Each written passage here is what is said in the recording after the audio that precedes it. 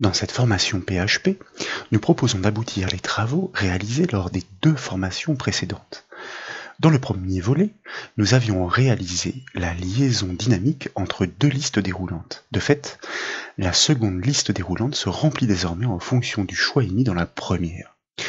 Mais à restitution des résultats, issus de la base de données, du fait du post-bac, nous perdions l'affichage des réglages et choix émis. De fait, nous avions introduit la technologie Ajax dans le deuxième volet. Cette technique nous avait permis d'externaliser le code PHP de traitement des données. Désormais, les résultats correspondant aux critères recoupés sont restitués en lieu et place, sans imposer le rechargement de la page. Mais nous avions dû limiter le nombre d'enregistrements. Seules 10 idées de sortie correspondant au choix du département et de la ville sont extraites faute de place. C'est pourquoi, dans cette formation, nous proposons de bâtir un système de pagination. Ainsi, l'internaute pourra naviguer au travers des pages permettant de dérouler la suite de la liste des résultats. Nous devons commencer par récupérer les travaux réalisés lors des 2 formations précédentes. Ces sources sont proposées au téléchargement depuis le site bombache.fr comme toujours. La décompression conduit au fichier de la page web principale, il est nommé index.php. Il est accompagné de ses ressources externes dans les sous-dossiers. De même, à la racine, vous trouverez le fichier réponse.php. Il s'agit du code PHP externalisé pour les traitements Ajax, ce qui consiste à fournir les résultats sans recharger la page web. Pour mener à bien ces travaux, la base de données IDS doit exister. Nous l'avions créée dans les formations précédentes. Si vous ne la possédez pas, vous devez donc la créer. Elle doit proposer une table nommée liste ID et cette dernière doit offrir les champs liste num, liste nom, liste activite, liste dep et liste ville. Le champ liste num est la colonne de la clé primaire. Il doit être auto-incrémenté et dès lors, vous pourriez importer les données proposées dans le sous-dossier BDD du dossier de décompression qui sont proposés fort naturellement au format SQL.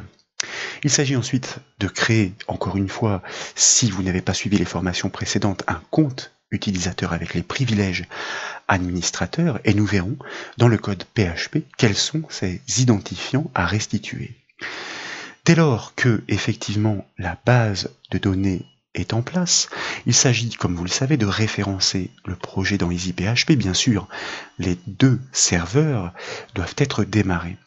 Il ne nous reste plus qu'à cliquer sur le lien de notre application serveur pour accéder à la page d'accueil sur laquelle une liste déroulante est offerte. Nous la déployons, nous choisissons l'un des départements qui est proposé de façon unique grâce à une requête SQL, issue donc de la base de données. Automatiquement, et comme vous le remarquez, la seconde liste déroulante dépendante se crée, proposant les villes qui sont directement liées. Nous allons choisir une ville proposant suffisamment de consistance, comme Valence, pour constater que les premiers résultats correspondant à ces 2 critères recoupés sont automatiquement extraits par le code PHP. Et vous l'avez remarqué, la page web en effet n'a pas été réinitialisée du fait d'un post-bac grâce à la technologie Ajax. Nous devons désormais proposer une petite barre de navigation en dessous de ces résultats. Elle doit offrir des numéros cliquables correspondant aux pages à atteindre pour visualiser la suite de l'extraction. À ce titre, vous notez la présence d'une petite zone de saisie, il s'agit d'un contrôle HTML input, entre ces 2 listes déroulantes. Sa valeur par défaut est calée sur le chiffre 1. Nous l'exploiterons pour y inscrire le numéro de la page appelée. Comme il est situé dans le formulaire HTML, sa valeur sera transmise au code PHP au même titre que les choix émis par le biais des listes déroulantes. Bien sûr, nous devons masquer ce contrôle. Il est utile pour des finalités techniques, mais n'intéresse pas l'internaute. À la racine du dossier de décompression, je vous propose que nous accédions au code de la page web principale par clic droit et nous l'éditons par exemple avec un éditeur comme le Notepad++. Vous notez la présence de la section PHP en en-tête de code. C'est elle qui permet de relier les listes déroulantes en fonction du choix effectué dans la première des 2.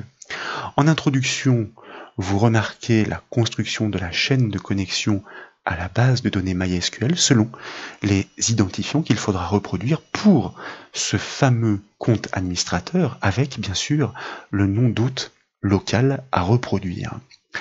Plus bas dans le code HTML et plus précisément à partir de la ligne 104 pour un éditeur Notepad, vous remarquez la construction du formulaire HTML. Il englobe les contrôles de liste déroulante ainsi que la petite zone de saisie que nous avons indiquée juste avant.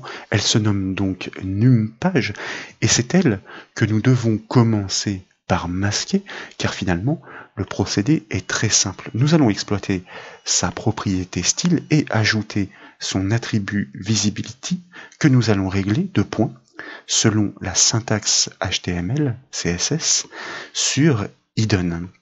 Ainsi, elle ne sera pas visible pour l'internaute, mais continuera d'être accessible par le code. Je vous propose que nous réalisions déjà un petit test à ce stade en enregistrant les modifications, en basculant sur notre formulaire web et puis en rafraîchissant la page. Nous pouvons de nouveau choisir un département et pour ce département choisir à titre d'essai de nouveau une autre ville et ainsi restituer les résultats correspondants. Et vous remarquez effectivement que notre petite zone de saisie qui va servir à transmettre ce numéro de page est désormais masquée. Il va s'agir maintenant de la renseigner dynamiquement et d'exploiter son contenu par le code PHP pour les extractions concordantes. Je vous propose donc que nous revenions dans le code de notre page index.php. Comme l'indique l'événement onChange de notre liste déroulante choix-dep pour les départements, c'est donc la fonction JavaScript chargerVille qui s'occupe de construire dynamiquement cette seconde liste déroulante des villes. Cette fonction intervient, comme vous le remarquez, à partir de la ligne 152 pour un éditeur Notepad. Et c'est de nouveau l'événement onChange, cette fois associé à la liste déroulante des villes, qui appelle la fonction JavaScript récolté. Comme vous le constatez, cette fonction JavaScript récolté, dans l'articulation du code que nous avons bâti jusqu'alors, intervient plus haut dans le code à partir de la ligne 59 précisément. Elle exploite le script externe Ajax qui est référencé, comme vous le remarquez, dans une balise script pour déclencher le code serveur PHP externalisé. Ce dernier est codé dans le fichier réponse.php que nous avons vu tout à l'heure. Il est fort logiquement donc désigné par l'attribut action de notre formulaire web. Toute cette construction est fonctionnelle. Nous devons l'exploiter sans l'altérer. Nos travaux doivent désormais se concentrer précisément sur ce code PHP externalisé. Pour connaître le nombre de pages à proposer dans la navigation, nous devons connaître le nombre d'enregistrements correspondant aux critères recoupés. Il s'agit donc d'exécuter une requête sensiblement identique à celle conçue dans la page réponse.php, mais nous devons exploiter la fonction SQL count, par exemple sur le champ de la clé primaire. Comme son nom l'indique, cette fonction SQL count compte les enregistrements retournés. À la racine du dossier de décompression, je vous propose donc que nous éditions ce fameux fichier réponse.php. Nous devons conserver tout le code actuel consistant à restituer les premiers résultats. Néanmoins, nous adapterons plus tard la syntaxe de la requête SQL de manière à isoler seulement les résultats de la page demandée au clic. Pour l'instant, nous devons prélever le nombre d'enregistrements concordants. Et pour ce faire, nous avons donc besoin d'exécuter une requête supplémentaire. La syntaxe de la première peut d'ailleurs être prélevée pour être adaptée plus facilement. Je vous propose donc que nous copions ces deux instructions pour pouvoir les coller juste au-dessus. Ainsi, nous allons exécuter cette requête en amont. Et bien entendu, nous allons adapter les noms de variables dans un premier temps. Nous choisissons d'appeler cette requête NB pour nombre d'enregistrements et fort logiquement, il s'agira par la fonction MySQLiQuery d'exécuter cette requête dont le nom a changé. Et pour que nous soyons cohérents, il s'agit aussi de retourner eh bien, la construction de cet objet suite à l'exécution de cette requête dans un nom de variable adapté. Comme je vous le disais, donc, il s'agit, grâce à cette nouvelle requête, de pouvoir compter le nombre d'enregistrements concordants. Nous prélevons donc la syntaxe existante qui propose déjà les clauses where, mais nous allons ajouter la fonction count que nous allons exécuter sur le champ de la clé primaire. Souvenez-vous, il est nommé listenum. Et pour pouvoir l'exploiter, eh bien, nous allons, grâce à la clause as, le nommer à la volée, comme par exemple nbp, de manière à pouvoir le désigner ensuite par son nom. Nous souhaitons donc compter tous les enregistrements à partir du champ listenum et de la table listid pour lesquels le département est équivalent au choix réalisé par l'internaute et dans le même temps pour lesquels la ville correspond à la ville choisie par l'internaute. Comme il s'agit d'une requête statistique, fort logiquement, nous n'avons pas besoin ni de trier, ni de la clause limite qui permet, dans la restitution, de limiter les enregistrements restitués. Cette requête, cette syntaxe étant fonctionnelle, grâce à la fonction MySQL eQuery, comme vous le savez, eh bien, nous allons l'exécuter. Il en résulte donc un objet que nous devons découper dans un tableau de variables grâce à la fonction MySQL fetchArray, qui va tout simplement consister en un tableau de variables dans lequel seront rangées toutes les informations de champ. Ici, il n'y en a qu'un, il s'agit du champ que nous avons créé à la volée, à savoir NBP. Nous créons donc la variable tab_nb qui porte bien son nom pour le tableau de variables consistant à retourner le nombre d'enregistrements concordants, et nous devons désormais appeler effectivement notre fonction MySQL fetchArray qui va, grâce aux paramètres que nous lui passons, en l'occurrence notre variable objet qui est le résultat de l'exécution de notre requête statistique, découper ces informations en tableau de variables sur les noms de champs. Il n'y en a qu'un. Dès lors, donc, grâce à cette variable tab_nb, nous pouvons prélever cette information qui nous intéresse, à savoir le nombre d'enregistrements que nous décidons de stocker dans une variable que nous nommons nbpage. Donc, nbpage correspond à l'information située dans le tableau de variables tab_nb, plus précisément pour le champ que nous avons créé, nbp, que nous passons donc dans son paramètre, et nous n'oublions pas de ponctuer notre syntaxe PHP. Il faut que nous puissions donc exploiter cette valeur à titre d'essai dans un premier temps, afin de la restituer à l'écran. Pour ce faire, je vous propose que nous nous placions après la boucle while, et fort logiquement avant l'instruction print, qui a pour effet de renvoyer la chaîne ainsi construite à notre code par la technologie Ajax qui va la restituer en lieu et place. Et donc, nous allons concaténer l'information précédente dans notre variable chaîne, donc chaîne.égal pour pouvoir écrire à la suite. Et tant qu'à faire, nous allons poursuivre notre construction HTML dans un calque, c'est-à-dire une balise div que nous allons formater légèrement avec un float left de manière à ce qu'il s'agisse d'un calque flottant qui pourra se positionner juste en dessous. Il faut qu'il ait une largeur qui corresponde à la largeur des deux calques situés juste au-dessus, donc de 320 px par rapport au réglage que nous avons pu tester en préambule de cette formation. Nous allons pouvoir ensuite, pourquoi pas, lui ajouter une petite marge sur la droite de manière à réaliser un petit décalage. Et puis, nous allons régler la taille de sa police. Bien sûr, il serait plus judicieux de créer un style CSS de manière à ce que tous ces réglages puissent être atteints de façon externalisée pour optimiser les modifications notamment. Et puis, dernier petit réglage, nous choisissons d'aligner le texte sur la droite dans ce calque. Nous fermons bien sûr notre calque de manière à pouvoir concaténer cette information avec la variable qui nous intéresse, celle qui pour l'instant renferme le nombre d'enregistrements restitués et qui de fil en aiguille nous permettra d'en déduire le nombre de pages qu'il faudra proposer dans la navigation à l'internaute. Cette information doit être encapsulée dans le calque, n'oublions pas donc la balise fermante div. À ce stade, donc, nous sommes censés effectivement avoir récupéré le nombre d'enregistrements correspondant aux critères recoupés par l'internaute et nous sommes censés pouvoir restituer cette information en lieu et place sur la page web.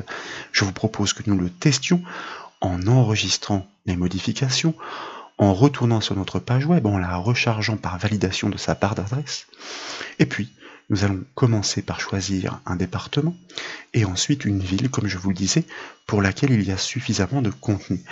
Et vous remarquez que, effectivement, comme toujours, les 10 premiers enregistrements sont extraits, comme nous l'avions codé lors des formations précédentes. Mais désormais, une indication supplémentaire est retournée.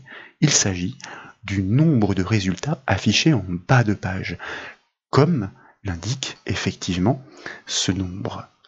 À ce stade, cette variable nppage porte mal son nom. Elle ne correspond pas au nombre de pages, mais au nombre d'enregistrements. Mais il s'agit d'un résultat intermédiaire que nous allons retravailler. Pour transformer ce résultat en nombre de pages à offrir à l'internaute, le calcul est très simple. 10 enregistrements sont proposés par page. C'est d'ailleurs ce que mentionne, comme nous avons pu le constater tout à l'heure, la clause limite de notre requête SQL d'extraction. Il suffit donc de diviser la valeur retournée par la requête SQL count par 10, puis de prélever le nombre entier qui est directement supérieur. Et c'est la fonction PHP Sale qui permet d'arrondir un nombre décimal au nombre entier supérieur. Donc je vous propose que nous adaptions effectivement ici le calcul de notre variable nppage de manière à ce qu'elle soit, qu'elle corresponde effectivement à son nom. Nous allons tout d'abord englober ce calcul, comme je vous le disais, dans cette fameuse fonction cell qui demande en paramètre tout simplement le nombre décimal à arrondir. Il s'agit effectivement du nombre de pages, mais que nous allons diviser cette fois-ci par 10. Donc, divisé par 10 entre parenthèses. Et nous pouvons enregistrer les modifications, revenir sur notre navigateur web et ensuite recharger la page, comme toujours, sélectionner un département. À titre de comparaison, je vous propose que nous placions sur la même ville pour constater cette fois-ci que nous obtenons le chiffre 13. 13 pages sont effectivement nécessaires pour naviguer au travers des 127 résultats à raison de 10 enregistrements par page. Il suffit désormais d'initier une boucle partant du chiffre 1 et rejoignant cette limite supérieure variable pour énumérer chacune des pages à proposer à l'internaute en fonction de ses choix recoupés par le biais des 2 listes déroulantes. Nous retournons donc dans le code de notre page web et nous allons tout simplement adapter la construction de l'information que nous restituons après la boucle while. Je vous propose que, comme il s'agit de construire une boucle, que les éléments, cette numérotation, cette pagination soient toujours encapsulés dans un calque parent, celui que nous avons construit tout à l'heure, et donc que nous conservons. Nous plaçons désormais la balise ouvrante et la balise fermante sur 2 lignes explicitement différentes, parce que entre les deux doit intervenir une boucle dans laquelle nous allons restituer tour à tour tous les numéros qui seront donc écrits à l'intérieur de ce calque. Boucle for donc que nous avons abordé à maintes reprises dans nos formations. Nous déclarons à la volée une variable que nous nommons la page, que nous faisons, c'est une variable de boucle, variée à partir du chiffre 1 pour partir de la première page jusqu'à la dernière qui est connue sous le nom de variable nbpage. Cela signifie que dans la syntaxe de notre boucle for, notre variable de boucle, la page, doit varier du chiffre 1 jusque, inférieur ou égal donc, à notre variable nbpage, sans oublier point virgule, et bien que notre variable la page, à chaque passage dans la boucle, doit être incrémentée, la page plus plus, donc selon la syntaxe des boucles for. À l'intérieur de cette boucle, nous n'oublions pas tout de suite de la borner avec ses accolades, il s'agit bien sûr de pouvoir restituer tour à tour ces fameux numéros. Donc nous allons concaténer ces informations dynamiques toujours dans notre variable chaîne, chaîne.égal, et tant qu'à faire pour une construction, on va dire, qui soit suffisamment propre, nous allons englober chacun de ces numéros dans un calque qui lui appartient pour pouvoir les espacer suffisamment grâce à des propriétés que nous allons régler avec l'attribut style. Tout d'abord en définissant une marge, ce qui permettra d'aérer la présentation sur 5px, margin 5px, donc il s'agit de propriétés HTML et CSS, avec, encore une fois, une propriété flottante que nous réglons à left. Pourquoi? Eh bien, pour que tous ces calques flottants puissent se positionner les uns à la suite des autres.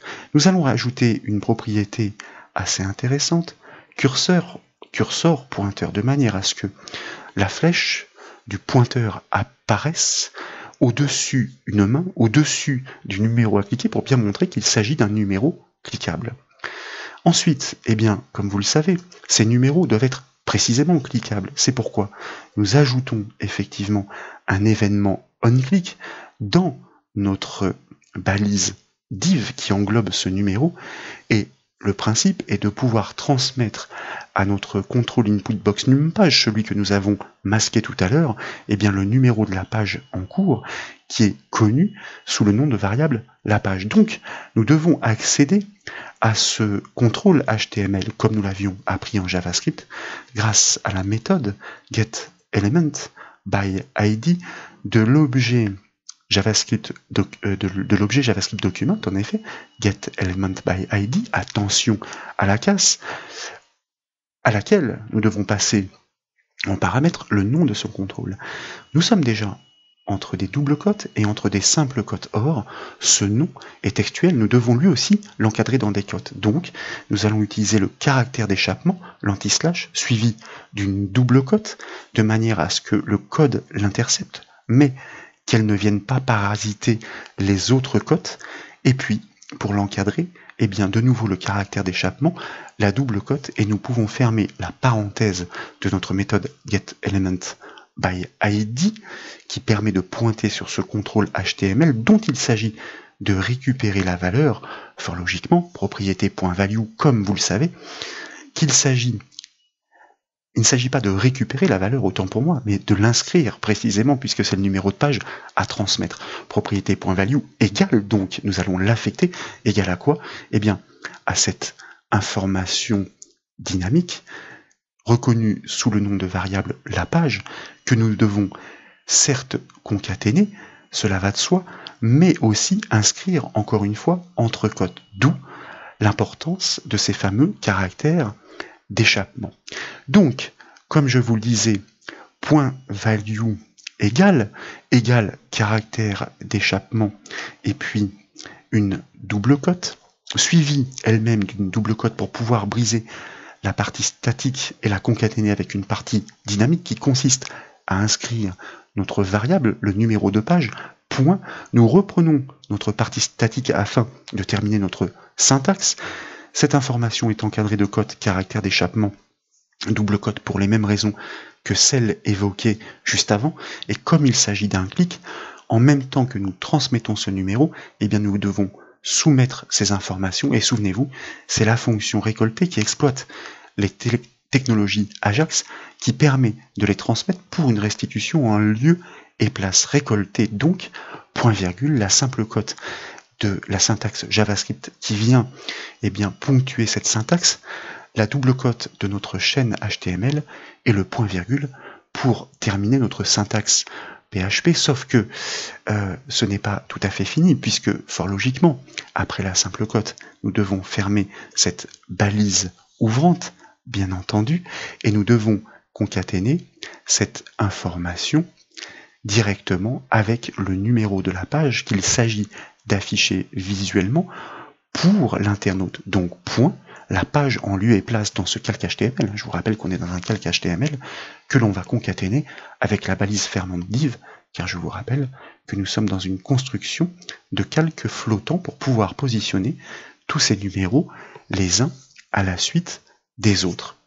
Dès lors, eh bien, nous sommes censés à ce stade, par cette construction de code imbriqué, PHP, HTML et JavaScript, restituer dans le calque parent, grâce à la boucle for, l'ensemble des numéros de page, du premier jusqu'à la dernière dépendant des choix émis par l'internaute, les uns en dessous des autres. Qu'en est-il si nous enregistrons les modifications, que nous revenons sur notre navigateur, que nous rechargeons la page?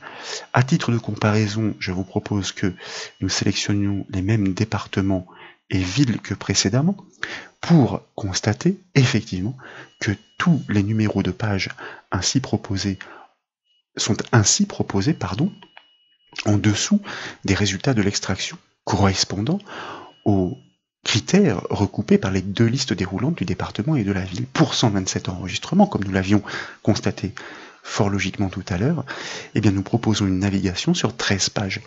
Ces numéros sont cliquables, comme en atteste le curseur de la souris. Vous voyez ici explicitement apparaître effectivement l'icône d'une petite main. Et si nous cliquions dessus, eh bien à ce stade, nous transmettrions le numéro directement dans ce contrôle input masqué et nous soumettrions les informations. Sauf que, pour l'instant, nous ne les avons pas encore exploitées dans notre code PHP.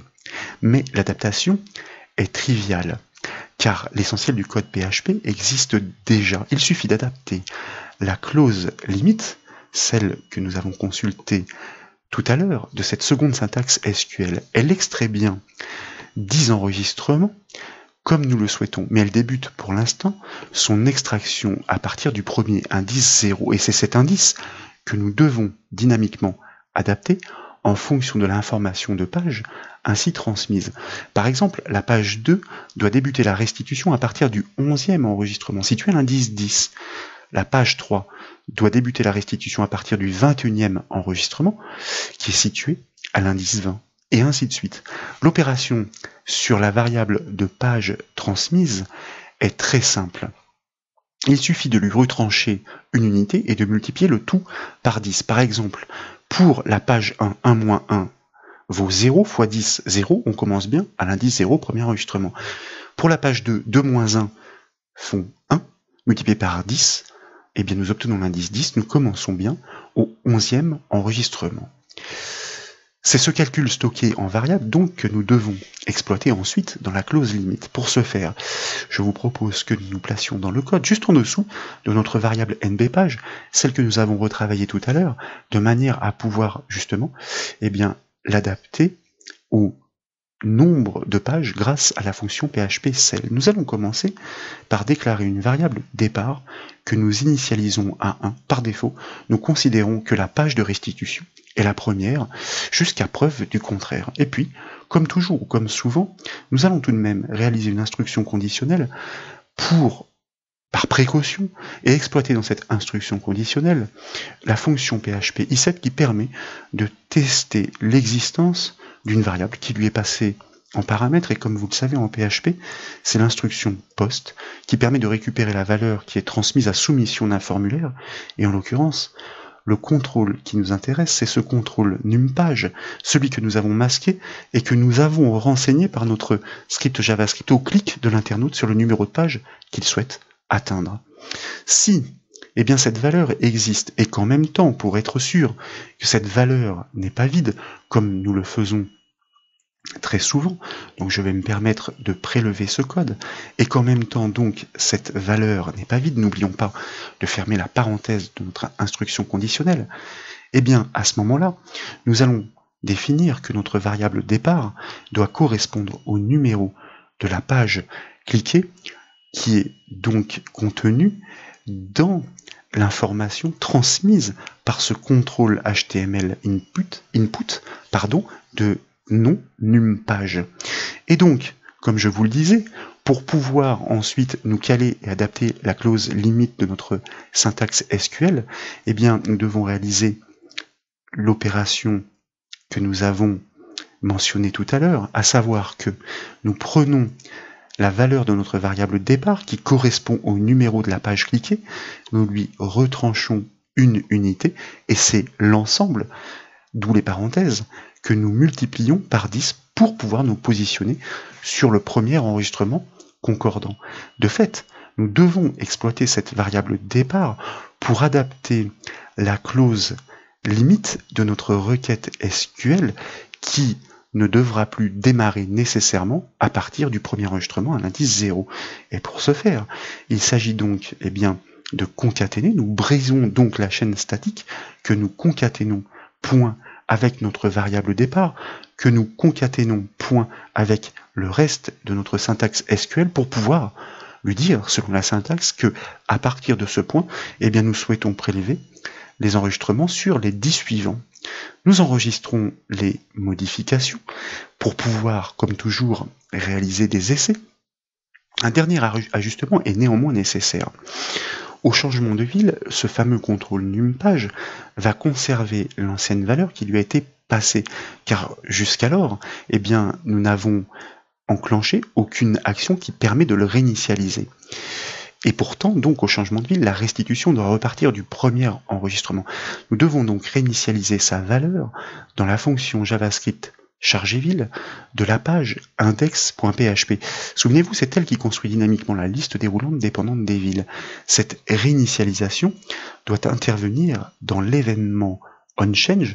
Donc, nous rendons dans notre code de notre page index.php et plus précisément dans cet événement onChange, et cette action de réinitialisation doit intervenir avant l'appel de la fonction récoltée, puisque cette fonction récoltée transmet ses valeurs. Le principe, donc, au changement de ville, est de pouvoir atteindre ce contrôle numpage, comme nous l'avons fait très souvent, grâce à la méthode getElementById de notre objet JavaScript document, afin de désigner entre parenthèses, et toujours pour les mêmes raisons, avec le caractère d'échappement, notre contrôle numpage, donc qu'il s'agit d'intégrer dans des cotes. Nous fermons la parenthèse, point value, que nous devons réinitialiser sur le chiffre 1, le chiffre 1 correspondant à la première page, point value égale 1 donc, puisque nécessairement, il s'agit de pouvoir, au changement de ville, repartir de la toute première valeur, donc du tout premier enregistrement. Alors, document.getElementById, nous sommes d'accord à ce stade pour notre contrôle numpage, pour lequel nous affectons sa valeur au chiffre 1. Qu'en est-il désormais donc si nous enregistrons les modifications, que nous rechargeons notre page web, que nous choisissons un département, et toujours à titre de comparaison, que nous sélectionnons une ville? Effectivement, nous avons tout à fait les mêmes résultats que précédemment, mais cette fois-ci, constatez que au clic sur les numéros, notre requête SQL s'est parfaitement adaptée, puisque nous obtenons la suite de l'extraction jusqu'à la toute dernière page, qui permet de visualiser jusqu'au 127e enregistrement de l'extraction des idées de sortie pour la ville de Valence dans la Drôme. Nous pourrions donc changer ensuite de ville, pourquoi pas, pour constater, comme vous le remarquez, grâce à ce petit ajustement JavaScript, que l'énumération pour la ville de Montélimar débute bien à partir de la première page, alors que nous étions en 13e page, numéro que nous avions transmis, et que nous pouvons donc poursuivre la navigation grâce à ce système de pagination jusqu'au dernier enregistrement extrait, donc pour ces critères recoupés. Un détail reste à régler. Au fil de la navigation, aucun indicateur ne renseigne sur la position en cours, donc il devient compliqué de se situer dans la pagination. Pour pallier ce défaut, nous proposons de modifier la couleur du numéro correspondant à la page en cours. Pour cela, il suffit de régler l'attribut HTML color dans la balise div, mais cette couleur doit être définie si et seulement si le numéro correspond bien à la page en cours de consultation. Je vous propose donc que nous revenions dans le code de notre page réponse .php et plus précisément dans les bornes de notre boucle for. Nous allons réaliser une petite adaptation fort triviale. Nous déclarons une variable que nous nommons couleur. Par défaut, nous l'affectons sur une chaîne vide. Cela signifie que nous considérons que comme la page que nous sommes en train d'inscrire dans l'énumération ne correspond pas à la page en cours, il n'y a pas lieu effectivement de la faire ressortir dans une couleur explicitement différente des autres pour pouvoir déceler sa présence et nous situer dans la navigation, dans la pagination. En revanche, grâce à une instruction conditionnelle, nous pouvons réaliser un test sur la page en cours. Je vous rappelle qu'il s'agit de la variable de boucle. La page est-elle égale, double égale en PHP comme en JavaScript, au numéro de la page en cours que nous pouvons effectivement atteindre grâce à notre instruction PHP post en désignant le contrôle HTML qui détient cette information du fait du clic de l'internaute, donc post num page. Nous fermons la parenthèse de notre instruction if. Dans ce cas, ici, pas besoin d'accolade, car une seule action n'est à envisager. Nous pouvons donc l'écrire dans le flux. Il s'agit tout simplement de régler une propriété de mise en forme grâce à l'attribut color que nous allons régler dièse sur une couleur qui est un rouge rubis foncé CC3300. Point virgule donc. Et bien entendu, nous devons exploiter cet attribut dans notre propriété style de notre balise, de notre variable chaîne, de notre balise div. Donc, c'est pourquoi nous nous plaçons à la suite et nous allons la concaténer en brisant la chaîne statique, point, notre variable couleur, point pour reprendre la chaîne statique donc, et terminer la construction de nos attributs, de nos réglages de mise en forme. Forcément, si la page en cours ne correspond pas à celle de l'énumération dans la boucle, comme couleur est réglée sur une variable vide à chaque passage, nous allons concaténer une chaîne vide, ça veut dire que nous n'allons strictement pas altérer notre construction HTML. En revanche, si les pages concordent, nous allons régler sa propriété de couleur de manière à pouvoir la faire ressortir explicitement dans l'énumération. Je vous propose donc que nous enregistrions, nous revenons sur notre navigateur web, nous rechargeons sa page comme toujours, et comme toujours aussi à titre de comparaison, nous choisissons tout d'abord le département, et puis ensuite nous pouvons choisir la ville, constater que le numéro apparaît déjà en rouge, et cette fois-ci lorsque nous sommes en page 3, comme vous le remarquez, ou en page 9, l'indicateur de position est tout à fait fonctionnel, il renseigne sur la situation sans équivoque. Il s'agit donc d'une petite amélioration précieuse en termes d'ergonomie. Nous avons donc bâti un système de pagination réagissant parfaitement et dynamiquement en fonction des données extraites depuis la base de données. Dans une prochaine formation, nous verrons comment construire le contenu d'une seule page web en fonction de l'enregistrement cliqué à des fins d'optimisation pour le développement. Voilà donc pour ces manipulations, j'espère qu'elles vous ont plu. Si c'est le cas, comme toujours, je compte sur vous pour mettre un petit j'aime à la vidéo. Et comme vous le savez, vous pouvez retrouver toutes les autres formations sur le site bombache.fr. Je vous remercie.